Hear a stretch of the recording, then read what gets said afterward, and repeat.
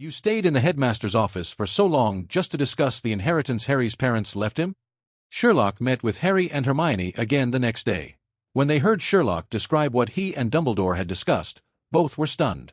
Oh, and Ron too. He expressed strong dissatisfaction with what Sherlock had done yesterday. If Sherlock had faced Dumbledore, McGonagall, Snape, and other bigwigs alone, that would be one thing. But you clearly called on Harry and Hermione. Why did you specifically leave me out? What did that mean? Was it intentional? Sherlock really had done it intentionally. In his view, Ron's role in the entire incident was to make Hermione run to the girls' bathroom alone. After that, he simply accompanied Harry throughout. So, there was no need for him to repeat what Harry had already said from a different perspective. If anything, without this episode, Sherlock's investigation of the troll incident would have been even easier. It was basically adding unnecessary difficulty. Since that was the case, this partner was better left uncalled. Of course, everything has two sides. This incident also taught Hermione a lesson, making her realize her own problems. Now she got along much better with her classmates than before. This could barely be considered Ron's contribution. Ignoring Ron's complaints, Sherlock turned to Harry. Harry, you might not believe this, but your parents really left you a lot of inheritance. Yes, I've already seen it at Gringotts. Mentioning his parents inevitably made Harry somewhat dejected. Sherlock seemed oblivious to this and continued, No, that was only part of it. In fact, your parents left you many other things, all at the Potter family estate. Harry looked up in surprise. He saw the other looking at him, saying word by word. In addition, the Potter family also owns a very effective hair growth potion. Because its effects are so good, even the publicity staff made "No Bald Wizards in a Magical World" a core selling point, spreading the word far and wide. According to the agreement, every time this hair growth potion is sold, you receive a patent fee. It's just that these families haven't paid in 10 years. Although Dumbledore said he'd help, I personally suggest that debt collection should be done in person.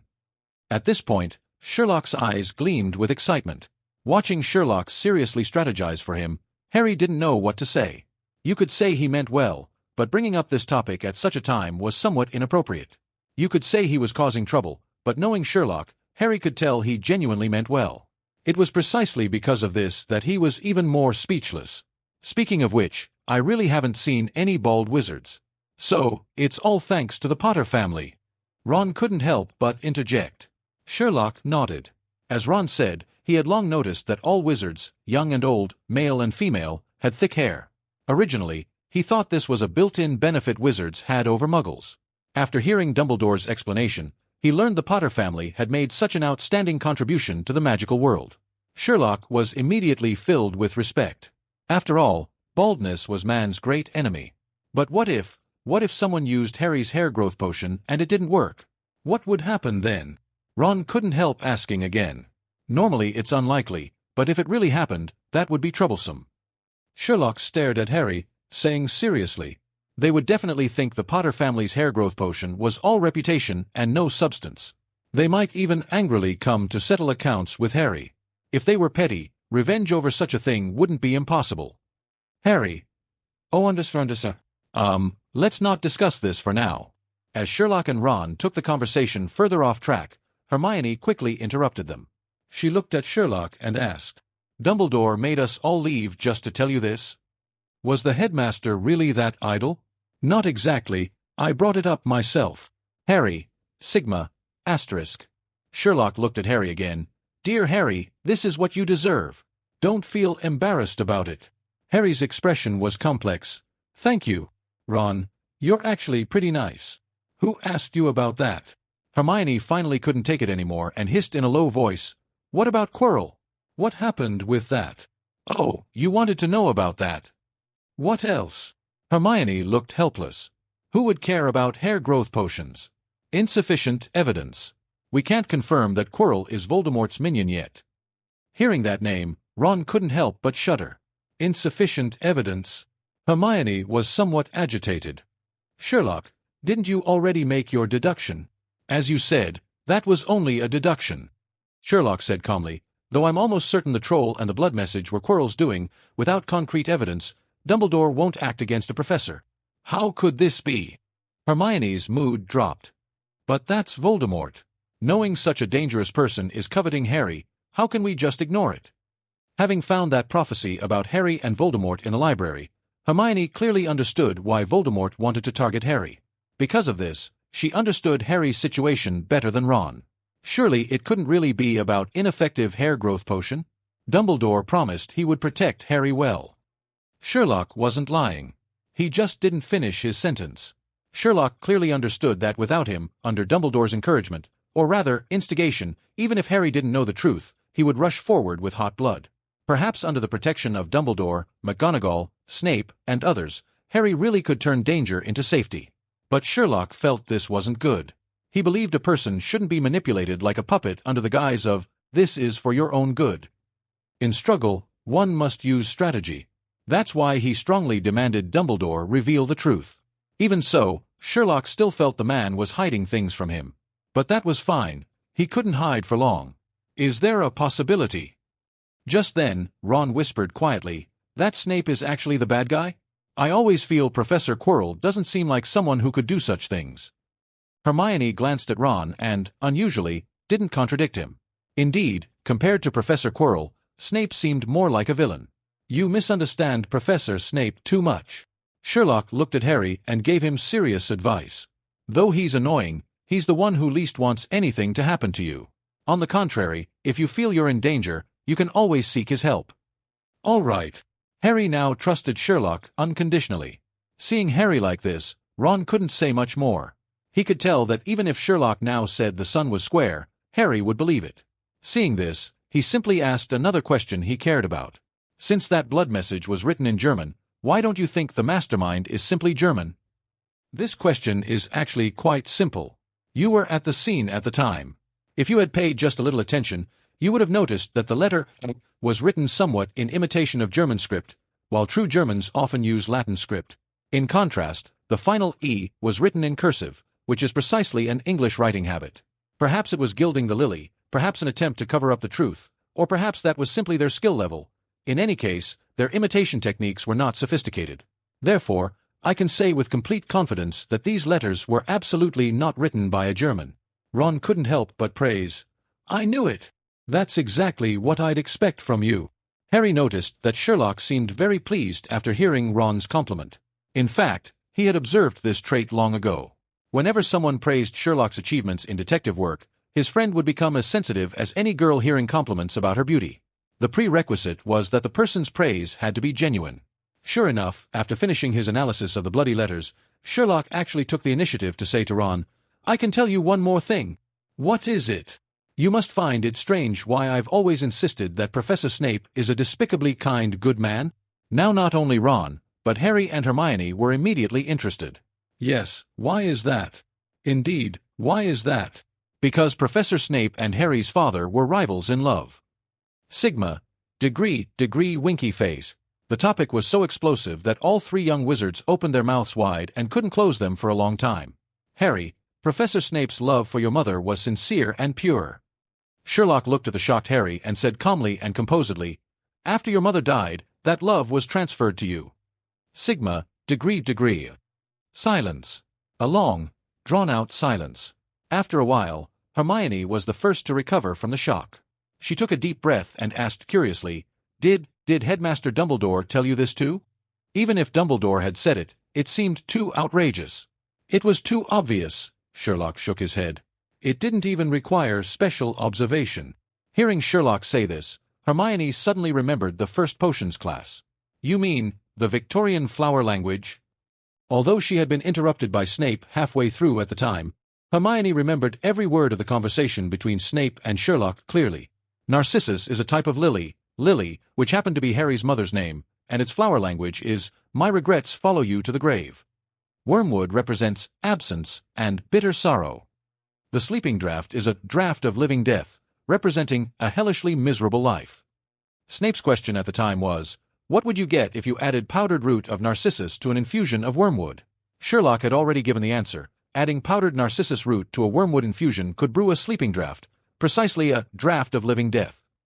So, if you translated Snape's question and answer according to Sherlock's interpretation, it became, "Lily falling into bitter sorrow, I deeply regret your mother's death, and have since lived a hellishly miserable life." Once she understood this, Hermione's eyes widened even more. "Dear Hermione, I'm glad you still remember this." Sherlock smiled and said, That's why I said this matter didn't require special observation at all. Because Professor Snape had expressed his strongest feelings to Lily's son in the very first class. Combined with his usual performance in potions class, it was enough for Sherlock to make his deduction. For the entire next day, the three of them remained immersed in the shock brought by this news. This topic was simply too explosive. That evening, Sherlock called Harry aside and handed him a box. "What is this?" Harry hadn't yet recovered from the shock, so he was already curious about Sherlock calling him out alone. Now seeing Sherlock hand him this, he couldn't help but speculate. Could this box contain Professor Snape's secrets? "This is a gift your father left for you." Well, now with his mind full of thoughts about Snape, he had indeed been overthinking. But upon hearing it was his father's relic, Harry's expression immediately changed. As if holding a priceless treasure, he opened the box, and his gaze couldn't help but pause slightly. A strange substance somewhere between solid and liquid lay quietly in the center of the box, its silver-gray luster gleaming. Harry carefully reached out his hand, then discovered with surprise that this silvery, shimmering object was actually a piece of fabric, with an extremely odd texture, as if woven from water. "This is an invisibility cloak. Dumbledore asked me to tell you to use it wisely." Sherlock smiled and said, although he didn't say it outright, I could see he was hesitating. "I think he was worried you might use it to do bad things." Harry didn't seem to hear Sherlock's words, still gently stroking this invisibility cloak his father had left him. After a long while, he finally looked up at Sherlock. "Why? Why what?" Sherlock noticed Harry's eyes were red and felt somewhat puzzled. What was wrong with Harry? "Why give it to me? I mean—" Harry suppressed his excited emotions and said in a low voice, "If it weren't for you, Professor Dumbledore definitely wouldn't have given it to me." Hearing Harry say this, Sherlock couldn't help but smile. "Dear friend, I'm glad you trust me so much. But I must say, Dumbledore originally planned to give it to you, as a Christmas present. When we discussed the inheritance your parents left you, he mentioned it. I suggested he give you this gift now, and I'm pleased he took my advice. However, I think you'd better wait until after the Quidditch match to use it. It just so happens that's when I also plan to." "Sherlock." Before Sherlock could finish speaking, Harry suddenly stretched out his arms and gave him a hug. "Harry." Sherlock looked puzzled at Harry, who had suddenly become so affectionate, not understanding what he was doing. Harry released him and said sincerely, "Sherlock, you're truly amazing. I don't know how to express it, but thank you. For me, the luckiest thing about coming to school was meeting you." Sherlock smiled. "I'm honored to receive such high praise from the boy who lived." Hearing Sherlock say this, Harry looked very embarrassed. "I'm not really the boy who lived. You're much more outstanding than me. I was just lucky." "Luck has always been part of one's strength," Sherlock said seriously. "For what you need to do next, you'll need plenty of luck." "I'll listen to you." Sherlock smiled once again. For simple words, yet they represented complete trust. "By the way, what did you say you were going to do after the Quidditch match?" Harry asked curiously. Sherlock smiled for the third time. "Take you to level up." Ever since Scotland entered November, the weather had become increasingly cold. Hogwarts, located in the Highlands, was even more so. The mountains surrounding the castle were covered in snow, which hadn't melted for more than 10 consecutive days. The Black Lake surface had long since frozen over, with many young wizards running onto the ice to play. Although the first Saturday was a sunny day, the temperature remained very low. That morning, everyone in the Great Hall was excitedly discussing the first Quidditch match of the season that was about to begin. Gryffindor versus Slytherin. People kept glancing at Harry with attention. This was because news had spread that first-year Harry Potter had exceptionally joined the Gryffindor team as Seeker. Gryffindor team captain Wood was furious. His original plan had been to keep Harry as a secret weapon, waiting until match day for a surprise attack. He had even put great effort into maintaining secrecy. He never expected the news to leak out anyway, just as Sherlock had predicted earlier. But now there was no point in investigating who had leaked the information. Wood could only rage helplessly. However, almost everyone was interested in Harry's debut performance. Some said Harry would play brilliantly. The boy who lived of the wizarding world surely couldn't be bad at Quidditch, otherwise he wouldn't have exceptionally joined the team as an official player. He couldn't have gotten onto the team through connections, could he? But others said he would perform terribly. Especially this morning.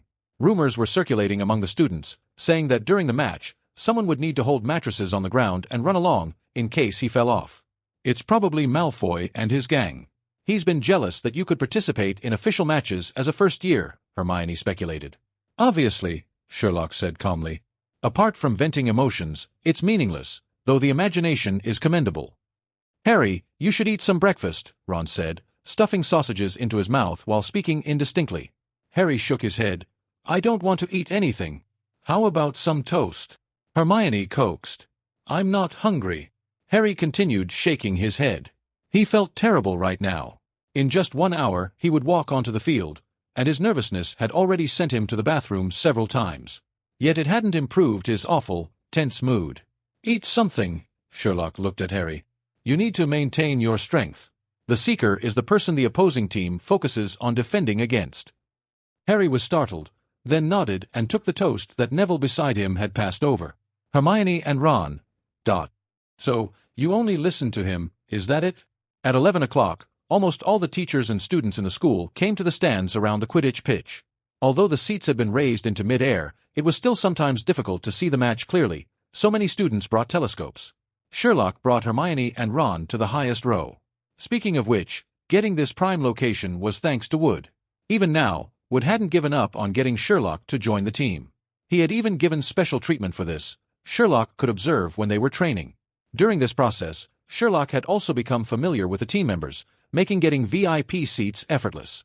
Round-faced Neville, Dean Thomas, and Seamus Finnegan saw this situation and immediately came over without a word. As Sherlock's roommates, Neville and Dean had even brought the bedsheet that had been soiled by Ron's pet rat Scabbers. The three of them worked together to paint a huge banner with "Potter for President" written on it. Dean, who was good at drawing, had also painted a large Gryffindor lion underneath.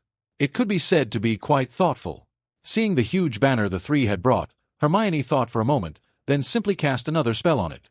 The paint began to flash with colorful lights, making it even more eye-catching. Where's Sherlock? Seamus marveled at Hermione's excellent magical skills while looking around. Everyone knew Sherlock was Harry's best friend, so he should be present in this situation. He had something to find Harry about. He just left, Ron said, not looking up while gnawing on a chicken leg. What was so urgent? Dean was somewhat surprised. The match was about to start. At this moment, in the changing room, Harry had already changed into bright red Quidditch robes with the other team members. Sherlock pulled Harry aside and said to him, Harry, don't be afraid of what I'm about to tell you. Harry, oh. How can I not be afraid when you say it like that? Quietly swallowing, he heard Sherlock ask, How is your broomstick? You mean the Nimbus 2000? Although he didn't understand why Sherlock suddenly asked about this, Harry answered honestly. Very good. I only need to touch it lightly and it turns in the direction I need. Good. If my deduction is correct, it might have some problems during the upcoming match. What problems? Harry immediately became nervous. Don't worry, my friend. It's not a big problem. Sherlock patted Harry's shoulder. Someone will cast a spell on your broomstick, trying to throw you off while you're playing. Harry, Sigma, degree. Do you want to hear what you're saying? Someone wants my life, and you still say it's not a big problem? I just checked. Professor Snape is on the scene. He will protect you. Harry, Phi. Why do I feel even more scared? Also, I will stop them at the first opportunity. Hearing Sherlock say this, Harry felt slightly more at ease. He lowered his voice. Is it Quirrell? Not certain yet, but as long as he makes a move this time, it'll be pretty much confirmed. Actually, I originally suggested Dumbledore come watch the match. With him present, you'd be absolutely safe. But then the person who wants to act would know they couldn't accomplish anything and wouldn't make a move. Speaking of this, Sherlock suddenly paused. He hesitated for a moment, then posed a question. This is very dangerous. Even so, are you still willing to continue playing? Harry suddenly looked up. He found that although Sherlock's expression looked as cold as usual, a trace of worry flashed in his eyes. More importantly, he sensed concern in the other's seemingly casual tone. Harry immediately understood. Sherlock was worried. Worried about his taking on the responsibility of drawing the snake out of its hole. And he talks about Professor Snape. Turns out he himself has such an indirect side too. Thinking of this, Harry suddenly wanted to joke with Sherlock. If I said no, then I'll compete in your place. Sherlock immediately said, Harry, oh. Thank you, Sherlock. Harry's eyes were somewhat moist as he looked at Sherlock and said softly, Since both you and Dumbledore need me, let me do it. Hey, Potter, Holmes, aren't you ready yet? The captain is about to start his speech. Without one audience member, he won't have the spirit. Ow, why are you hitting me? The Weasley twins had just started speaking when Wood slapped them quiet. Hearing the Weasley twins' half-joking urging, Harry turned back and shouted, "Wait a moment, almost ready." Sherlock sensed something in Harry's voice and smiled at him. "Harry, I can feel you're very nervous right now. Relax a bit." Noticing that Harry still hadn't relaxed, he patted Harry's shoulder again. "Have confidence in yourself. You already have natural talent in this area. Remember to stay alert on the field, and don't lose points. Also, once you escape from trouble, end the match as quickly as possible." After Sherlock finished speaking, he greeted the others and left the changing room. What needed to be said had been said. What happened next was up to Harry himself. When Harry returned to the Gryffindor team, Fred Weasley asked curiously, "What did he tell you?" Only someone like Sherlock could enter the changing room before a match. Anyone else definitely wouldn't be allowed in. Therefore, everyone was curious about Sherlock specifically coming to find Harry. "Sherlock came specially to encourage me," Harry puffed out his chest and said. "He reminded me to stay alert during the match and not lose points." Naturally, Harry knew he couldn't tell others about Quirrell. "Well done," Wood loudly affirmed Sherlock's words, then continued, "Holmes is right. All of us need to stay alert and be careful not to lose points." After saying this, he also reminded Harry, "Potter, you need to work harder and get your friend into the team too." Harry was stunned, then nodded, "I'll try my best." At this moment, Wood cleared his throat and turned to everyone, "Lads and ladies." Chaser Angelina Johnson spoke up, asserting her presence to indicate there weren't only lads here. "Right, and ladies," Wood agreed. "It's time. Weasley, this important moment. George, the moment we've all been waiting for." "We already know Oliver's speech by heart," Fred said to Harry. "We were on the team last year." "You two shut up," Wood said angrily, making as if to hit them, while the twins, having learned their lesson, nimbly dodged aside. With the twins' comic relief, the originally tense atmosphere dissipated considerably. However, when Harry followed everyone out of the changing room toward the cheering stadium, he suddenly felt his knees go weak again.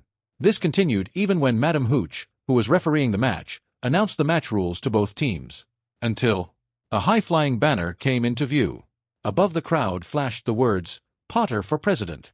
Seeing it, Harry immediately knew his friends were there. In that instant, he felt a surge of energy and was suddenly filled with courage. His back no longer ached, his legs no longer felt weak, and he had strength to walk. Hey, it was just that magical. As Madame Hooch blew hard on her silver whistle, Harry mounted his Nimbus 2000. "Stay alert, don't lose points." Using Sherlock's words to encourage himself, Harry rose into the air with the others, soaring high into the sky. The match officially began. At this time, Sherlock had already returned to the stands. "What did you tell Harry?" The match had just begun, and the decisive golden snitch hadn't appeared yet, so both seekers seemed idle for the moment. Hermione took the opportunity to question Sherlock. "Reminded him to pay attention to possible accidents during the match," Sherlock said, taking out his telescope and beginning to scan the crowd. "What did you say?" Sherlock spoke casually, but Hermione and Ron were startled and immediately crowded over. "Will Harry be in danger?" "No real danger." "Ha, found him." Sherlock put down his telescope and looked at his two companions. Obviously, hearing that someone intended to harm Harry, both looked worried. Ron even felt his chicken leg wasn't appetizing anymore. "Are you willing to help?" "Of course. Absolutely. Look over there." Hermione took the telescope and looked in the direction Sherlock pointed. "Professor Snape?" "A bit more to the right." "To the right? You mean Professor Quirrell?" "Right. What you need to do is very simple." Sherlock looked at Hermione and spoke quickly. "Wait nearby and observe in advance. Once I give the signal, find a way to disrupt Quirrell's spellcasting. Be careful not to let him notice your intention." Hermione and Ron immediately gasped. "Sherlock, you mean Quirrell will harm Harry during the match?" "If my speculation is correct, this match is a rare opportunity for him." "Good heavens!" Ron's face went pale, and Hermione covered her mouth in surprise. She looked at Quirrell, then at Harry, and finally nodded firmly. "I'll go right now." After Hermione left, Ron quickly pointed to himself and asked, "What about me?" "You watch Professor Snape." Ron was stunned and couldn't react immediately. "Didn't you say Snape was a good person?" "A despicably kind good person." Sherlock corrected Ron's statement, then continued, "I need to verify a speculation. You don't need to go over, just pay attention to his movements from here. No problem. Ron nodded firmly in agreement. He just liked it this way. Sherlock did the thinking, and he did the acting. Soon, Hagrid also came to the stadium. His build was so large that even though Hermione had left, Ron still had to squeeze with Neville to make room for him. I was in my hut the whole time, but you know what? Watching a match is different when you're in the crowd with the atmosphere. Hey, where's that Muggle girl? I sent her to handle something. Hearing Sherlock's explanation, Hagrid didn't ask further and focused his attention on the field. At this point, the match situation had already changed.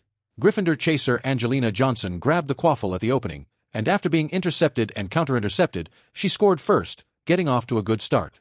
The stands immediately erupted in cheers. Slytherin immediately showed their strong capabilities, quickly retaliating. The score was tied 10-10. Just then, a passionate voice suddenly rang out, "Wait, is that the snitch?" The match commentator was Lee Jordan, a friend of the Weasley twins. He was also someone Sherlock had observed while waiting for Harry at platform 9 3/4. At that time, Sherlock's deduction about him was, upperclassman, loves to show off, extroverted personality, strong expressive ability, often serves as host. Lee Jordan's commentary was very fast-paced and rhythmic, like rap. At his reminder, everyone noticed the golden light.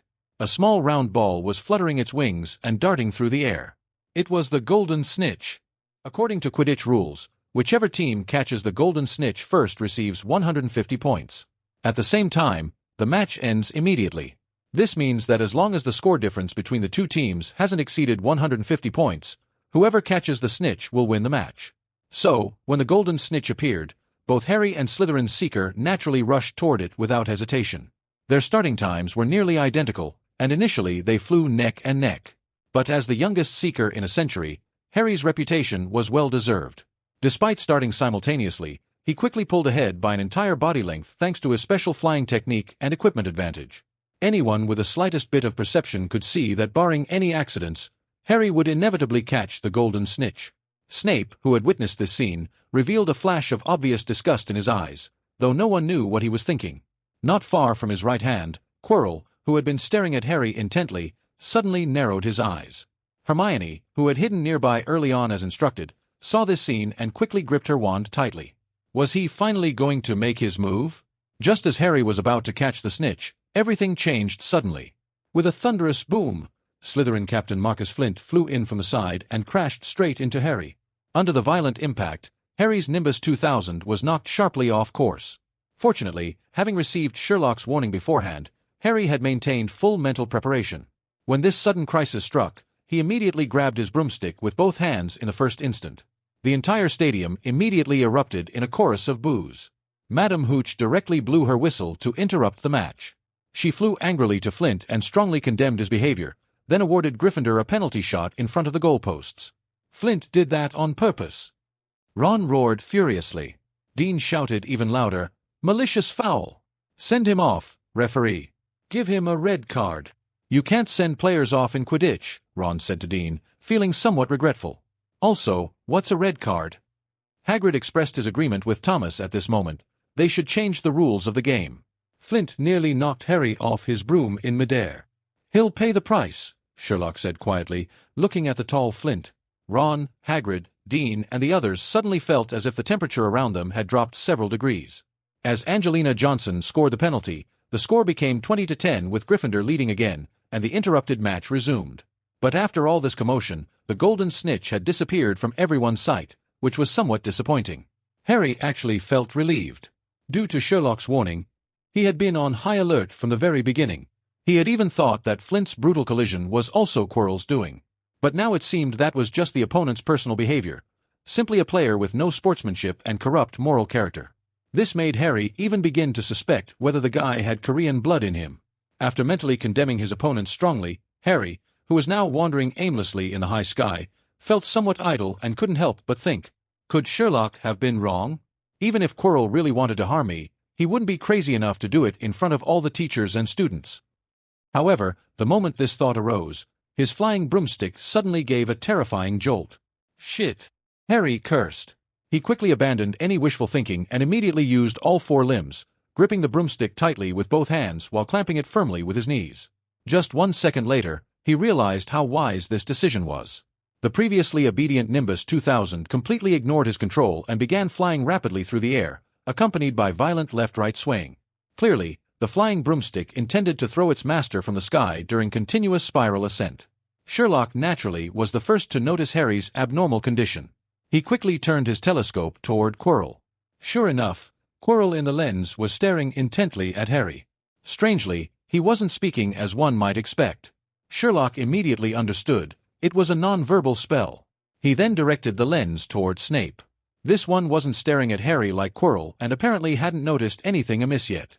This was mainly because Slytherin had just thrown the quaffle through Gryffindor's goalposts again, tying the score and attracting the attention of most people, including Snape. However, Snape was still Snape. He quickly discovered the problem and immediately began responding. At this time, only a few people noticed that the Nimbus 2000 was convulsing and twisting wildly like something possessed, carrying Harry higher and higher, away from the pitch. Ron, who had been instructed by Sherlock, immediately became anxious. "Sherlock! I really don't know what Harry's trying to do," Hagrid muttered, still not realizing the severity of the situation. "If I didn't know him so well, I'd think he couldn't control his broomstick." "You're quite right," Sherlock said with a cold gaze, handing his telescope to Ron. "Keep watching him." The him naturally referred to Snape. Ron grabbed the telescope and saw Snape standing in the middle of the stands opposite them, staring intently at Harry with his lips moving constantly. "What's he doing?" "Being malicious." "Quite the opposite. He's protecting Harry." After saying this, Sherlock raised his wand. A purple firework burst from the tip of his wand. Having gotten the answer he wanted, it was time to act. By now, even the most thick-headed people realized something was wrong. Lee Jordan spoke rapidly. "What's wrong with Potter? His broomstick seems to have a problem. My God, he can't control himself." Madam Hooch was also somewhat confused, hesitating whether to terminate the match. Just then, Marcus Flint again displayed his complete lack of sportsmanship, seizing this opportunity to grab the quaffle and score 3 consecutive goals. However, all the Gryffindor players had their attention on Harry, and not one of them bothered with Flint. A crowd of people rushed toward Harry, trying to bring him to a safe area first. But before they could get close, the broomstick rose higher again, leaving them far behind. On the other side of the stands, Hermione, who had been lurking near Quirrell, watched Harry's situation with her eyes and felt anxious in her heart. Like Sherlock, she had guessed that Quirrell was casting a nonverbal spell. But remembering Sherlock's earlier instructions, she forced herself to be patient and not interfere. Frantically worried, her gaze constantly moved between Harry, Quirrell, and Sherlock's position below the banner. Several times she was about to act impulsively, but ultimately chose to trust Sherlock. She clasped her hands together on her knees, silently praying for Harry's safety. Finally, a purple firework rose from the direction of the banner. Hermione immediately realized this was Sherlock's signal to her. Without hesitation, she drew her wand and whispered the spell she had prepared long ago. Soon, bright blue flames leaped from her wand and shot straight toward the hem of Quirrell's robes.